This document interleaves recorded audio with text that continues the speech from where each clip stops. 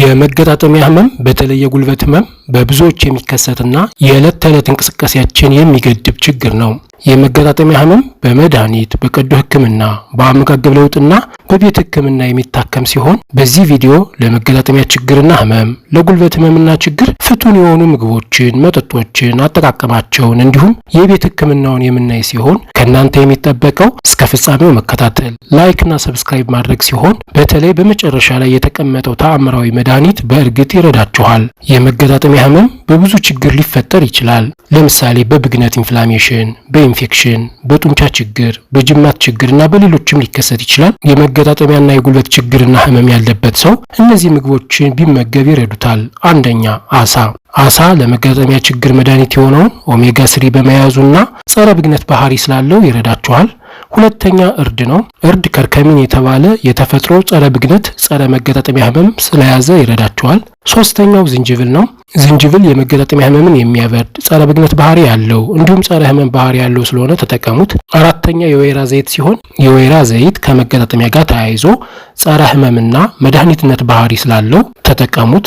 ለምሳሌ የማስታገሻ መድኃኒቶችን ስራ ወክሎ ይሰራል። እንደ ኢቡፕሮፊን አይነት ስራ ይሰራል። ሶስተኛ የቤሪ ፍሬዎች፣ ከቤሪ ፍሬዎች ብሉቤሪንና ስትሮቤሪን መመገብ የመገጣጠሚያ ህመምን የሚያበርዱ የመገጣጠሚያ ችግርን የሚቀንሱ ንጥረ ነገሮችን ይዟል። እንደ ቫይታሚን ሲ፣ ጸረ ኦክሲደንቶችን ይዟል። 6 የሲትረስ ፍራፍሬዎች እንደ ሎሚና ብርቱካንን መውሰድ ይሆናል። ሎሚና ብርቱካን ከፍተኛ ቫይታሚን ሲ በመያዛቸው በመገጣጠሚያ ያለውን ኮኔክቲቭ ቲሹና ኮላጅን እንዲያገግም በመርዳት ከመገጣጠሚያ ጋር ተያይዞ ያለውን ችግር ያበርዳሉ። 7 ቆስጣ ሲሆን ቆስጣ ለማይወስዱ ሰዎች ደግሞ ኬልን መተካት ይቻላል። እነዚህ ቅጠላቅጠሎች ህመምን የሚቀንሱ የመገጣጠሚያ ችግርን የሚፈቱ ንጥረ ነገሮችን በመያዛቸው ነው። እነሱም እንደ ቫይታሚን ኤ፣ ቫይታሚን ኬ እና ቫይታሚን ሲን በመያዛቸው ይሆናል። 8 ብሮኮሊ ነው። ብሮኮሊ የመገጣጠሚያ ካርትሌጅ ወይም ጆይንት ካርትሌጅ እንዳይጎዳ ይረዳል። ካርትሌጅ ማለት በአጥንቶች መካከል የሚገኝ እንደ ፓድ የሚያገለግል አካል ነው። ብሮኮሊ ይህ ካርትሌጅ የመጎዳት እድሉን ይቀንሳል። የተጎዳም ከሆነ እንዲያገግም ይረዳል። በዚህ ችግር የሚመጣውን የመገጣጠሚያ ህመምም ይቀንሳል። ብሮኮሊ የዚህ ተግባሩ ምክንያትም ሳልፎራፊን የተባለው ንጥረ ነገር በመያዙ ነው። 9 እንደ ተልባ፣ ቻና ዋልነትን መመገብ ይሆናል። እነዚህ ምግቦችን መውሰድ በኦሜጋ 3 እና በጸረ ኦክሲደንት ባህሪያቸው የመገጣጠሚያ ችግርን የመገጣጠሚያ ህመምን ለመፍታት ይረዳሉ። በ10ኛ ደረጃ አጃን መመገብ ወይም ብራውን የሆነ ሩዝን መመገብ ይሆናል። ኢንፍላማቶሪ ማርከር የሆነውን ሲ ሪአክቲቭ ፕሮቲን ወይም ሲአርፒ መጠንን ስለሚቀንሱ ከመገጣጠሚያ ችግር ለመውጣት ይረዳል። እነዚህ የመገጣጠሚያ ምግቦችን እየወሰድን ማድረግ ያሉብን ነገሮች አሉ። አንደኛ እንቅስቃሴ ማድረግ ሲሆን የማፍታታት ስራ በመስራት የተኮማተረ ጡንቻን፣ ጅማትን፣ ነርቭን ማፍታታት ያስፈልጋል። ይህም በተለይ ለጉልበት ህመም ባላቸው ቁጭ ብድግ በመስራት ማፍታታት ያስፈልጋል። እንዲሁም ተኝቶ እግርን በማጠፍና በመዘርጋት በውስጠኛው እግር ክፍል ባት በሚባለው የእግር አካላችን ያሉ ጅማቶችንና ጡንቻዎችን ከጡንቻዎች ለምሳሌ ጋስትሮኒሚየስ የሚባለውን ጡንቻ እንዲንቀሳቀስ እንዲፍታታ ማድረግ። እዚህ አካባቢ ያሉ ጡንቻዎችና የእነዚህ ጡንቻዎች ቴንደን ወይም ጅማት ከእግር መዳፍ አንስቶ እስከ ጉልበት መገጣጠሚያ ድረስ ስለሚዘልቅ እነዚህ ማፍታታት እነዚህ ጋር ተያይዞ የሚመጣውን ችግር ለመፍታት ይረዳል። በተጨማሪም ቁርጭምጭሚትና የመዳፍ እግር አካባቢ ያሉ ጅማቶችና ጡንቻዎችን እንዲፍታቱ ማድረግ ያስፈልጋል። ይህም ለተወሰኑ ደቂቃዎች በመንቆርጠጥ እንዲፍታቱ ማድረግ ይቻላል። ሌላው ነገር ከአቋቋም ጋር ከአረማመድ ጋር ተያይዞ ችግር ካሉብን ይህን ማስተካከል ይሆናል። አቋቋማችንና የአረማመድ ልምዳችን ማስተካከል ያስፈልጋል። ለምሳሌ በምንራመድበት ጊዜ የእግር መዳፋችን አጣጣልን በትክክለኛው መንገድ በማሳረፍ ወይም በመጣል ከዚህ መዛነፍ ጋር ተያይዘው የሚመጡ ችግሮችን የሚመጡ ህመሞችን ለመቀነስ ይረዳል። እነዚህ እንቅስቃሴዎችን ከምግቦች ጋር አብረው በመውሰድ ከችግሩ ለውጥ እንደምታዩ ስገልጽላችሁ በደስታ ነው።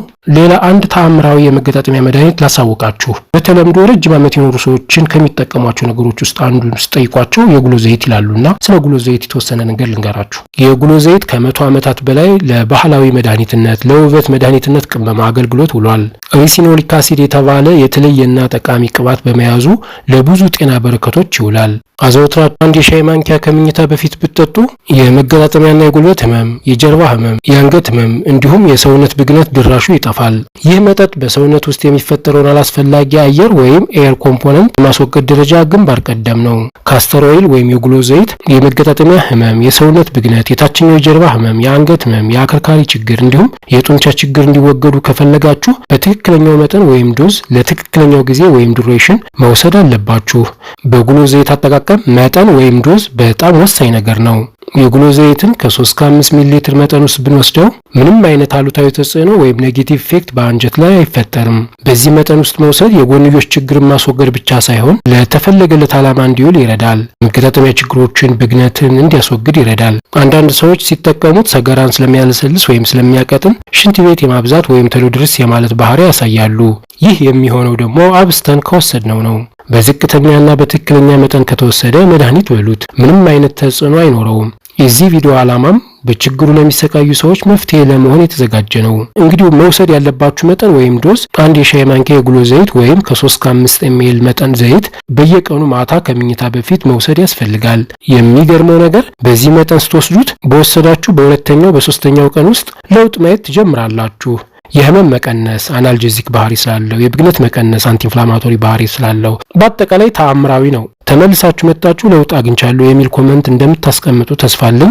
ዋናው ነገር ለምን ያህል ጊዜ ይህን ዘይት እንጠቀመው የሚለው ነገር ነው። የጉሎ ዘይት ስር ነቀል ለውጥ እንዲያመጣ አንድ የሻይ ማንኪያ ወይም ከ3 እስከ 5 ml ዘይት ለ3 ወር መውሰድ ይኖርብናል። በዚህ መጠንና ርዝማኔ ለውጥ ታዩበታላችሁ፣ ታመሰግናላችሁም። የመገጣጠሚያ ህመም ወይም ጆይንት ፔንን፣ ብግነትን በኃይለኛው ስለሚቀንስ ሌሎች ተያያዥ ችግሮችንም ይቀንሳሉ።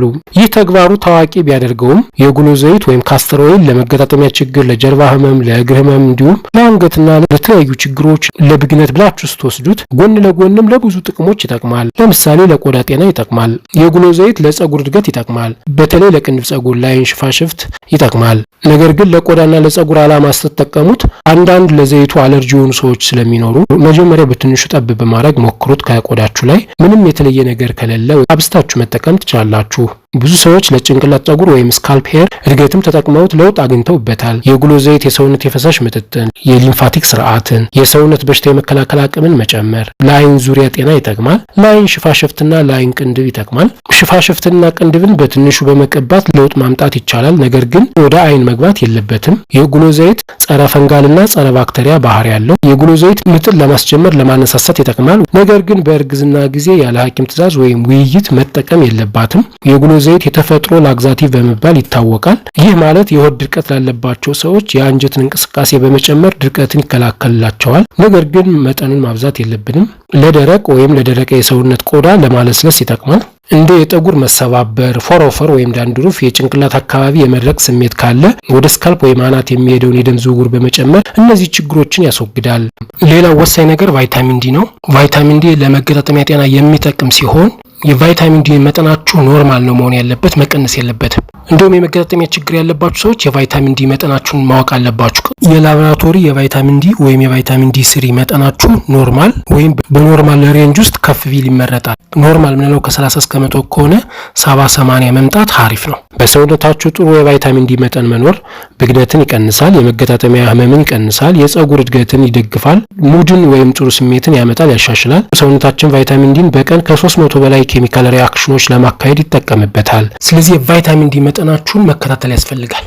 ለመገጣጠሚያ ችግሮች፣ ለብግነት ችግር የጉሎ ዘይትና ቫይታሚን ዲ ስሪን መጠቀም ያስፈልጋል። የጉሎ ዘይት ለጡንቻና ለመገጣጠሚያ ጤና ከመጠጣትም በተጨማሪ ህመም ያለበትን የጡንቻ ክፍል ወይም የመገጣጠሚያ ክፍል ወይም አካባቢ በዘይቱ በማሸት ብግነትን፣ የመገጣጠሚያ ህመምን ያጠፋል። ይህም ሪሲኖሊክ አሲድ ቅባት በመያዙ ነው። የጉሎ ዘይትን በመቀባት መጠቀም ምርጫችሁ ካደረጋችሁ በዚህ መንገድ ተጠቀሙት። 2 የሾርባ ማንኪያ የጉሎ ዘይትን በማዘጋጀት የሚያማችሁን መገጣጠሚያ ክፍል ለምሳሌ የጉልበት አካባቢ መገጣጠሚያ፣ የእጅ አካባቢ ወይም የክርን አካባቢ መገጣጠሚያና የመዳፍ አካባቢ መገጣጠሚያዎችን ከ5 እስከ 10 ደቂቃ ማሸት ያስፈልጋል። ከዛ ለ30 ደቂቃ መጠበቅ ወይም በደንብ ጥልቀት ገብቶ እንዲያሽላችሁ ከፈለጋችሁ ለሙሉ አዳር ቀብቶ መተው ይቻላል። ከተቀባም በኋላ በጨርቅ ማሰር ወይም መሸፈንም እንችላለን። ከ30 ደቂቃ ቆይታ በኋላ ወይም ለአዳር ከተሆነ ጧት ላይ በሞቀ ውሃ መታጠብ ያስፈልጋል። ችግሩ ስር የሰደደ የመገጣጠሚያ ችግር ከሆነ በየቀኑ መቀባት ትችላላችሁ። ነገር ግን ቀለል ያለ ህመም ከሆነ ግን በሳምንት ከ2 እስከ 3 ጊዜ መጠቀም ትችላላችሁ።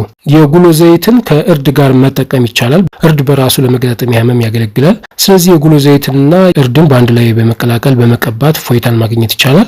አንድ የሾርባ ማንኪያ የጉሎ ዘይትን ከግማሽ የሻይ ማንኪያ የእርድ ዱቄት ጋር በመለወስ ከተጎዳው ወይም ህመሙ ከሚሰማችሁ መገጣጠሚያ አካባቢ በመቀባት ለ30 ደቂቃ መጠበቅ፣ ከዚያም መታጠብ ለመገጣጠሚያ ጤና፣ ብግነትን፣ ህመምን ለማብረድ ይጠቅማችኋል። ጎን ለጎንም ፈሳሽ አብስቶ መውሰድ፣ ውሃን አብስቶ መውሰድ ያስፈልጋል። የጉሎ ዘይትን የፀጉር ጤናን ለመጠበቅ ወይም የፀጉር ችግሮችን ለማስወገድ መጠቀም ከፈለጋችሁ አጠቃቀሙን እንካችሁ። ዘይቱን ፀጉር ላይ እናፈሰዋለን። ከዛ ማሸትና ለማዳረስ መሞከር። በጣቶቻችሁ ጫፎች የጭንቅላት ቆዳችሁን ወይም ስካልፕ ድረስ እንዲደርስ በደንብ በመጫን ማሸት። ዘይቱ ወደ ፀጉር ፎሎኪውልስ ወይም ደግሞ ፀጉር እንዲያድግ የሚረዱትን ቡጦች እንዲደርስ ይረዳል። በደንብ የፀጉር ቆዳ ድረስ እስኪደርስ ካሸነው በኋላ ከ1 እስከ 5 ሰዓት ድረስ በመጠበቅ በሻምፖ ፀጉርን በደንብ መታጠብ ያስፈልጋል። ይህን ተግባር በሳምንት 3 ጊዜ መደጋገም ያስፈልጋል። ለውጥ ትመለከቱበታላችሁ። ይህን ማድረጋችንም የፀጉር መርገፍ ችግርን ያቆማል፣ የፀጉር እድገትን ያበረታታል፣ ፀጉርን ያጠቁራል፣ እንዲያበራ ያደርጋል፣ የፀጉር መጎዳትን ይከላከላል፣ ፀጉርን ሃይድሬት ወይም ኖርሽ ያደርጋል፣ የተፈጥሮ ኮንዲሽነር በመሆንም ያገለግላል፣ የፀጉር ፎሮፎርን ይከላከላል፣ ያጠፋል፣ ለተጎዳ ጥፍር እድገትም ያገለግላል። ጥፍር ጤናችሁ እንዲጠበቅ ወይም የተጎዳ ጥፍር እንዲያድግ ከፈለጋችሁ እነዚህን ነገሮች መጠቀም አለባችሁ። አንደኛ የጉሎ ዘይት መቀባት፣ ሁለተኛ የቫይታሚን ኢ ዘይት መቀባት ወይም ባዮት የሚባለውን ሰፕሊመንት መጠቀም። ይህ ቪዲዮ ጠቃሚ ነው ብላችሁ ካሰባችሁ ለሌሎች እንዲደርስ ላይክ፣ ሰብስክራይብ፣ ሸር ይደረግ። በእውነቱ ስላዳመጣችሁን ከልብ እያመሰገንን በሌላ ቪዲዮ በተለያየ የጤና መረጃ እስክንገናኝ ሰላም ሁኑ። ባይ ባይ።